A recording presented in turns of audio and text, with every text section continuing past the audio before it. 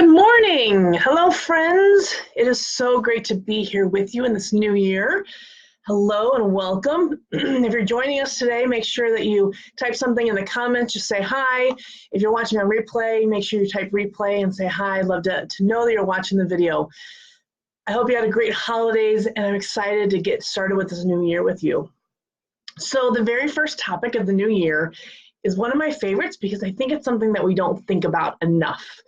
And that is our client journey. So what is a client journey and what does that mean and why do I have to think about it? So the client journey is the experience that your client has or your prospect has from the moment that they find out about you until you're nurturing them. Let's say a client never goes away, but until you're nurturing them, after you're done serving them, you're done with the service delivery, you're done with the fulfillment, you've wrapped up your project, and now you're just nurturing them there. So that whole process is your client journey.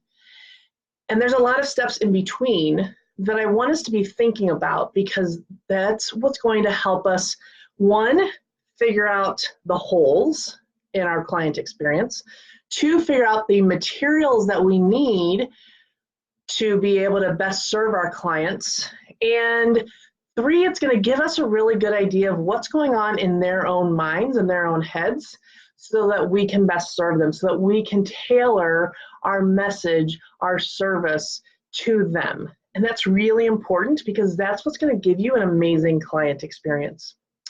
So let's talk about that today. So we talk a lot about branding and understanding your identity, right? So the know part of the method is know who you are, know your brand identity, know what makes you really special.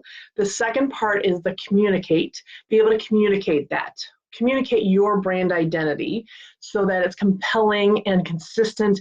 And the last part and the secret sauce to this method that I teach, the Discover Your True Identity method, is the B, and making sure that your brand identity is threaded through everything that you do.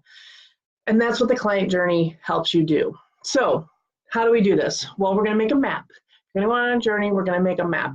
So I want you to think about, there's six different stages that a client goes through. And you could theoretically break several of those stages down into even smaller stages, but just for the sake of kind of compartmentalizing a little bit and to help make this process easier to do and digest, I want you to just think about six stages.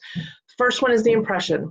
The very first time that a person finds out about you, and that very first time, what is that impression? Second one is consideration. Now they know about you, they're considering you. And this might take a couple of years. It might be immediate. You never know. And there's going to be people in every different category of how quick they're going to operate. Then there's the sales category. So now they're considering you, and now they're talking to you about what does that mean, and you're having a conversation with them about what's it look like to work with you. The fourth stage is onboarding. So now they've agreed, they've signed your contract, they've paid you, and now what are you going to do to get them ready? What are you going to do to affirm for them that they did the right thing by hiring you?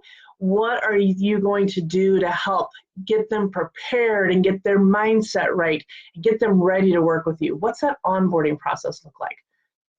The fifth stage is the service. So when you're actually serving them, we call it fulfillment, we call it service delivery. When you're actually serving them, what is that experience like? Then it's the wrap up. What's that wrap? So there's actually 7. So what's the wrap up look like? The wrap up would be, so now you've finished service with them. How are you going to wrap that project up for them so it's a nice, neat bow so they still feel super confident that they hired the right person, that they have everything they need to go out into the world and do what they're going to do? What's that wrap-up process look like for you? And then the last one, I'm sorry, there was a bonus. We'll call it the bonus one, is nurture. So let's assume, now if you're a service industry that you kind of carry on month after month after month, this might be a long time out. But assuming there is a termination point of service, you got that wrap up, and now what are you going to do to just stay in front of them, to stay in communication with them, to continue having a relationship with them? That's the seventh, the bonus category, which is nurture. So those are the categories. Again, real quick: impression, consideration, sales, onboarding, service, wrap up, nurture. Got those? All right, that's why this is good on video. You can rewind if you need to. So those are the 7 categories. Now once you write out those 7, so envision a piece of paper. I have one here. I don't think you can probably see it. But if you envision the piece of paper, and across the top you have, depending on how much you write, you could have all 7 categories, or you could have one per page. But you just want to be thinking about this in terms of those categories. Now I want you to be thinking about, what are those touch points in each of those categories? So let's talk sales. We're just gonna, just for example's sake, let's think about sales. So they've already had the impression, they've already considered you. Now let's talk sales. So what are the touch points that you're going to have with a potential client? Maybe it's a phone call, maybe it's an email, maybe it's a appointment scheduling link, maybe it's your landing page to get to that appointment scheduling link. Maybe it's the emails that come to remind them about your appointment. All of those things are touch points, right? And this can change. You can develop these systems, but think about all those touch points. Then think about, in this stage, what is that person feeling, thinking? What questions do they have about what it's going to be to work with you? Can I do this? Can I afford this? Is this going to be good? Is it going to give me the results that I'm looking for? What are those things that they're thinking about? Are they scared? Are they nervous? Have they had previous experience with somebody like you and they're nervous? Are they just new to business and they've never hired somebody like you? Whatever those feelings or thoughts or questions are, write those down. This is the golden place, because this is where you can really get inside their head and know what they're thinking and feeling and what questions they have, so that you can respond and you can be prepared with your response, with materials, with an FAQ on your website, with how you structure your sales process. You can respond in the best way that fits with your brand to answer those clients' feelings, thoughts, and questions. That's the amazing thing. That's the golden spot right there. If you can get into that, that's huge. Okay, so then once you now know the touch points, you know what your client is feeling, or the prospect at this point is feeling, thinking, or wondering. Then you think about, how am I going to respond? What are my messages? What's my offering? And all of these things should align with your brand identity that you've already identified in the know, communicate, and be section. Like this section now that we're in the B is the is taking that brand and weaving it through everything you do. And this is the first exercise, to weave it through everything, because now you have a brand identity in the back of your mind and how you have identified it, and now you're taking it through with your clients and thinking through their whole journey and how is that going to be weaved through.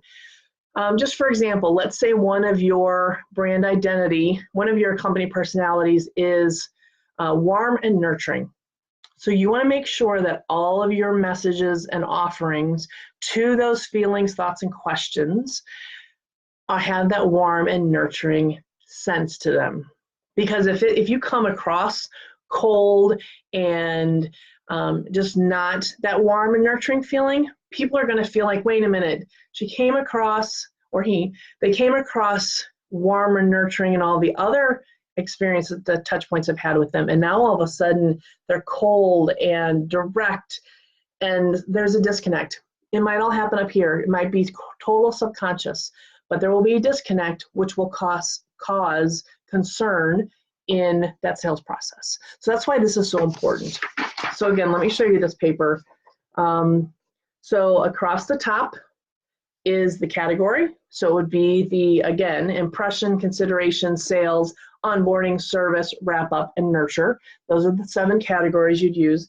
And then you'd have your touch points, and then you would have the prospects' feelings, thoughts, or questions. And then you would have your messages and offerings. And that's where you're also going to figure out, what kind of collateral do I need? Do I need to have a blog post on this?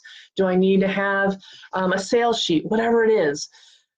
This exercise can be a game changer for you because it's getting into your client's mind and figuring out what you need to do to be able to live that brand.